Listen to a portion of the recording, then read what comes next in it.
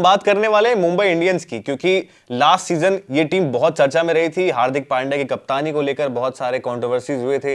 रोहित शर्मा हार्दिक पांड्या के बीच में थोड़ा टसल नजर आ रहा था। मतलब लड़ लड़ के पूरी टीम इन्होंने डुबो दी थी। हाँ, डुबो दी थी और अब रिटेन भी कर लिए। और 5 लाख कब से रोहित शर्मा ने रिटेंशन के लिए हामी भर दी है। और आप देखिए सूर्य कुमार यादव को 5 लाख एक्स्ट्रा मिल रहे हैं रोहित शर्मा से, और हार्दिक पांड्या को 5 लाख। कन्विंस कैसे करा ये मैं जानना चाहता हूँ अंबानी जी से, कि कैसे आपने कन्विंस कर लिया है। बट एमआई के बारे में बात करते हैं। चैंपियन टीम है, लेकिन लास्ट सीजन बहुत खराब गया था। क्या इस सीजन में अच्छी बाइस कर पाएगी? और एमआई का हमने देखा ऑक्शन बहुत बेहतरीन जाता है। सीएसके एमआई ये ऐसी टीम है, इनका ऑक्शन बहुत बेहतरीन जाता है। तो अब ऑक्शन के बारे में बात करते हैं।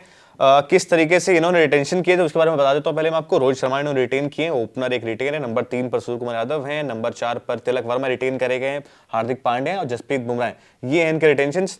तो बात करते हैं अब, इनको एक और ओपनर की जरूरत है रोहित शर्मा के साथ, क्या लग रहा है? मोस्टली लव अगर हम बात करें तो इन्होंने सारे इंडियन प्लेयर्स किए हैं, तो ओवरसीज सारे स्लॉट खाली है, लेकिन इनका पर्स देखे तो बिलो 2 में आता है। अगर 10 टीमों में देखे तो 45 करोड़ इनके पास पर्स है, तो ज्यादा पैसे खर्च भी नहीं करने और ओवरसीज खरीदने भी है। बिल्कुल। तो मुझे उसमें लग रहा है कि ये काइल मायर्स एक अच्छे ऑप्शन हो सकते हैं, या उसके अलावा अगर कोई बेयरस्टो को छोड़ देता है, मतलब जो अगर किसी पे बिड नहीं लगती है, कुछ बिड वॉर नहीं होता, कुछ नहीं लगा एमआई ले लेगी उसको। हाँ, बिड वॉर जिस पे नहीं होगी, चाहे डेविड वार्नर हो कोई भी हो, जिस पे वॉर नहीं होगी और 3-4 करोड़ में मिल जाएगा, उसको एमआई ले लेगी। तो एमआई की अगर आप बात करें ओपनिंग की, तो क्योंकि left hand right hand combination चलाती आ रही है एमआई बहुत अरसों से, तो डिकॉक मेरे हिसाब से बहुत टीमें नहीं जाने वाली उनके पीछे, एमआई जा सकती है। एमआई एक टीम है जो डिकॉक के पीछे जा सकती है। ईशान किशन क्योंकि महंगे जाने वाले हैं, तो शायद मैं एमआई की स्कीम ऑफ थिंग्स से बाहर समझ रहा हूं फिलहाल। जाने को एमआई शायद स्टार्टिंग में बिड कर सकती है, बट ईशान किशन तो एमआई के पास मुश्किल है कि आए।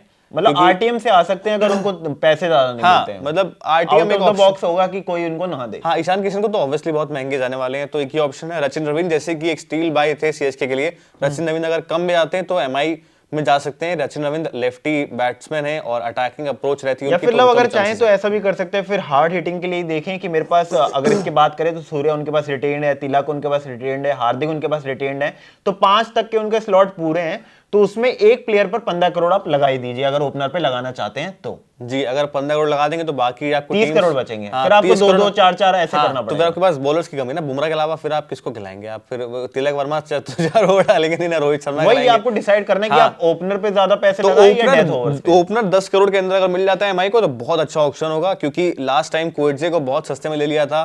और मतलब मेरे हिसाब से टीम ठीक ठाक बना लेती है एमआई। तो या तो रचिन रविंद्र के पीछे जाने वाले हैं, कॉनवे के पीछे जाने वाले हैं, ईशान किशन, ये सब अच्छे ऑप्शंस हैं। डेविड वार्नर एक ऑप्शन हो सकते हैं एक्सपीरियंस के हिसाब से। डिकॉक पहले से खेले हुए तो उनका भी चांस बन रहा है अगर ओपनिंग की बात करें। अब अगर हम देखें तो टीम डेविड के बाद उनके पास एक फिनिशर रोल के लिए चाहिए। हार्दिक मुझे नहीं लगता कि इतने अच्छे हिटर या फिनिशर हैं कि वो अकेले मैच जिता दे, पिछली बार नहीं जिता पाए थे। तो उसके लिए मैं चाहूंगा कि आशुतोष शर्मा के पीछे अगर एमआई जाए।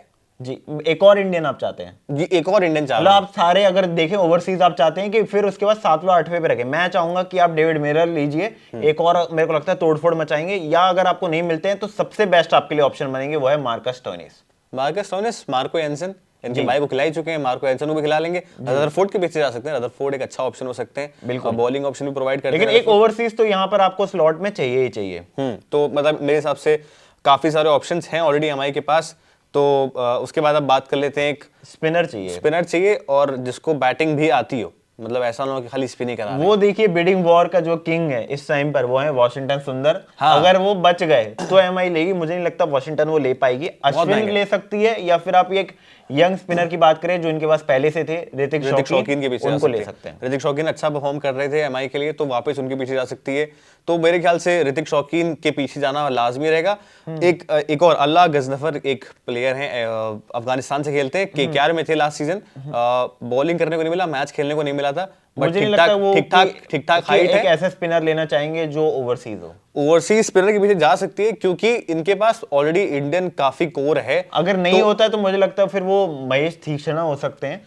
अल्लाह गजनफर को मैं बता रहा हूँ, महेश तीक्ष्णा से मैं थोड़ा ऊपर रेट कर रहा हूँ। मतलब वो लो बजट की बात कर रहे हैं क्योंकि बजट कम है। हाँ, तो मैं उस हिसाब से गजनफर के पीछे जाना चाहूंगा क्योंकि ठीक ठाक हाइट है, अच्छी मिस्ट्री है इनके पास, विकेट टेकिंग एबिलिटी है, मैंने देखा बहुत अच्छी बॉलिंग कराते हैं, तो इनके पीछे एमआई जा सकती है, एक ऑप्शन अच्छे हो सकते हैं। स्पिनर की बात करें, चहल लग रहा है आपको आएंगे इस बजट में 45 करोड़ में? अगर आपको चहल मिल रहा है तो फिर आप बाकी प्लेयर फिर आप या तो मुझे लगता है इनके पास जो आ सकते हैं, अगर आप ओवरसीज का स्लॉट कह ही रहे हैं तो उसको मुझे लगता है कि फिर हसरंगा हो सकते हैं, और या सुयश शर्मा, जो सुयश शर्मा जा सकते एक अच्छा ऑप्शन आपके लिए बिल्कुल मेरे को लगता है पैदा करेंगे। और प्रशांत सोलंकी भी एक अच्छा ऑप्शन है, क्योंकि एमआई ऐसे अनकैप्ड प्लेयर्स पर इन्वेस्ट करती है। और दूसरे बैकअप इनके पीयूष चावला तो रहेंगे, पीयूष चावला तो रहते हैं एमआई, तो उनके पेंशन नहीं है एमआई से। या फिर ऐसा हो सकता है कि वो स्पिनर्स के लिए मेंटर हो सकते हैं कि आप 2 करोड़ में आपको मेंटर मिल जाएगा। हाँ, तो मतलब पीयूष चावला एक ऑप्शन हो सकते हैं। अभी वो हाईएस्ट विकेट टेकर भी रहे थे इससे पहले वाले सीजन में एमआई के लिए, तो एक ऑप्शन अच्छा हो सकते हैं। अब एक बॉलर ऐसा चाहिए जो बुमराह के साथ विकेट चटका सके,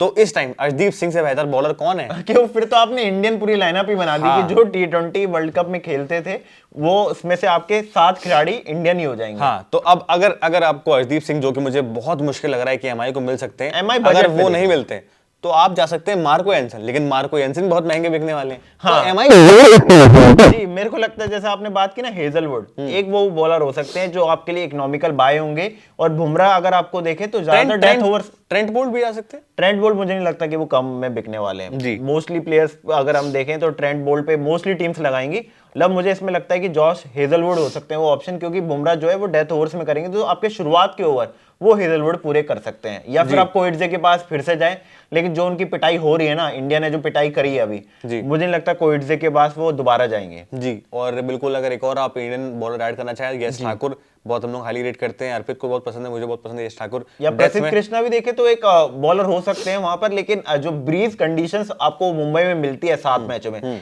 तो आप स्विंग बॉलर के लिए जाएंगे।